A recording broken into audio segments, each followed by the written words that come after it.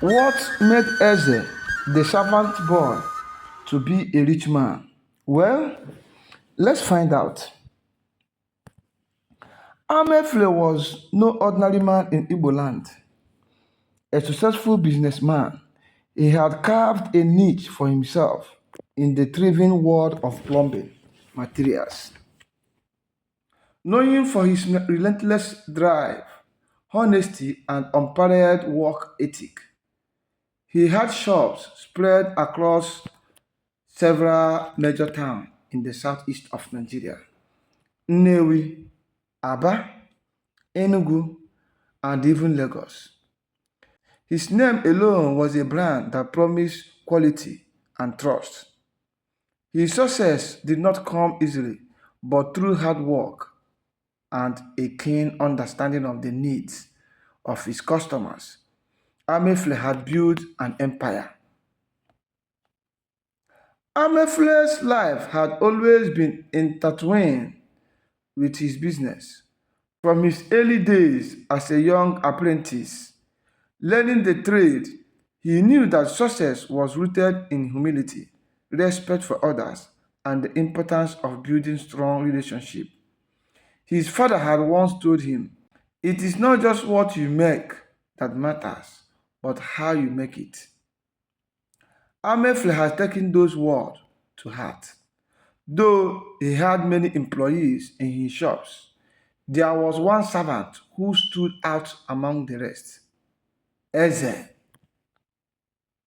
Eze was only 15 when he began working for Amaefula. His family, poor and struggling, could not afford the luxuries of life, but they installed in him strong value of integrity and diligence. His mother often reminded him, "Hard work and honesty will carry you far, my son. Never seek shortcuts, for the reward of a good heart is always great." It was with this mindset that Eze approached life. And when he had the chance to work for Amaefula, he took it with great enthusiasm. From the first day, Amaefula could see something special in the boy. Eze was different from others: sincere, honest, and remarkably hardworking. His humility was evident in everything he did, from arriving early at the shop to clean the office and even washing Amaefula's house and toilet before heading to work. While his peers might have been more interested in going out with friends or spending time on idle pursuits, Eze was focused on serving his master with dedication. His unwavering commitment to his work was like testament to the value that Amaefula had there. Though the work was difficult and often exhausting, Eze never complained. There were no loader to carry goods. Eze would willingly step in and load the goods for the customers, ensuring that they left happy and satisfied. Business was built not just on what you sold, but on how you made people feel. And Eze made sure that everyone who came into the shop felt welcome and valued. Even though his friends often teased him, urging him to take little money here and there from his master's earning, Eze never gave in. "You are faithful to your master. Let him reward you in his own time," his mother had advised him. And Eze took that wisdom to heart. He refused to buy anything for himself unless his master gave it to him. He did not save any money from the business, nor did he ask Amaefula for gifts. His only concern was that Amaefula's business grew and expanded. Over the course of 7 years, Eze's dedication never wavered. His life became intertwined with Amaefula's empire, and the growth of the business mirrored the growth of his own character. Eze became the backbone of the shops, an indispensable part of the operation. Amaefule began to see in Eze not just a servant, but someone who could one day take a great responsibility. During these years, Eze's life was simple, but he was content. He found joy in helping customers, maintaining the shop, and being part of something bigger than himself. He watched as Amaefule built his empire, and despite not having much to his name, Eze had sense of fulfillment that was rare. Though his friends and peers urged him to seek something for himself, Eze remained steadfast. Patience will reward me, he would say, smiling at the thought of the future. Seeing what had become of those who chased after wealth too quick. Some lost their integrity, while others became bitter when success did not come overnight. Eze knew that his path was different and he walked it with sense of purpose. As the years passed, Eze's relationship with Amaefule grew stronger. The two men had become close, not just master and servant, but almost father and son.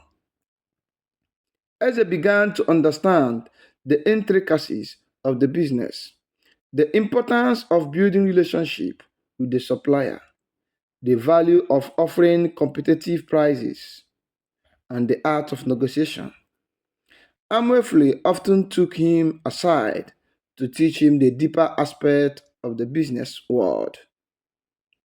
But it wasn't just the technicalities of plumbing materials that Amefle taught Eze. It was also the lesson in life. A man who builds a business must also build the people around him. Amefle will say, business is not just about making money, it is about creating opportunities for others, looking at your work not just a job, but as a duty to those who trust you. As they took these lessons to heart, and as the years passed, he felt more and more like an heir to Amefle's legacy. But despite the many hints that Amefle gave him about the future, Eze never assumed that he would be rewarded for his loyalty.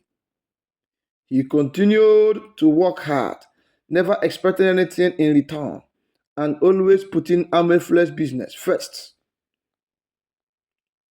Then, one day, after 7 years of dedicated service, Amefle called Eze into his office, and he entered the office as he had always done, head down, respectful and calm. But this time, there was a glint in Amefle's eyes, a glimmer of something more than just business.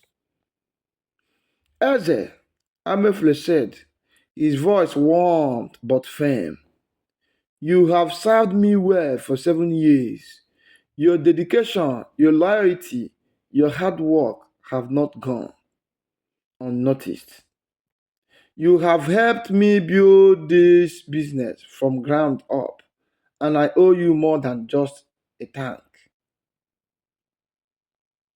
Eze's heart skipped a beat. He had never expected anything for himself, but now, in this moment, he seemed that dedication was about to be rewarded. Amefle reached into his drawer and handed Eze a check of 15 million naira. This is for you, he said. I want you to know that you have earned it. Tears welled up in Eze's eyes as he took the check, overwhelmed by the generosity of his master. He had never imagined such a thing, but Amefle wasn't done yet. You have been more than just a servant, Eze, he continued. You are a true partner, and it is time for you to take your place in this business. I want you to choose one of my shops, and from today it will be yours. Choose wisely, for this is not just a gift, it is an opportunity. Eze, trembling with gratitude, knew immediately which shop he wanted. I want the shop in Lagos, he said, his voice filled with emotion. Amaefula nodded and smiled. Lagos it is. From today, that shop is yours. Eze, take it and continue the work we have started. Make it better, expand it, build something that will last. Eze knelt before Amaefula, tears streaming down his face. Thank you, Oga. Thank you so much. I will not disappoint you. Amaefula placed his hand on Eze's head and blessed him. You have done well, Eze. You have shown that loyalty, patience, and hard work will always be rewarded. May you continue to grow and prosper, and may your business be as successful as this one. And so, Eze's journey began not just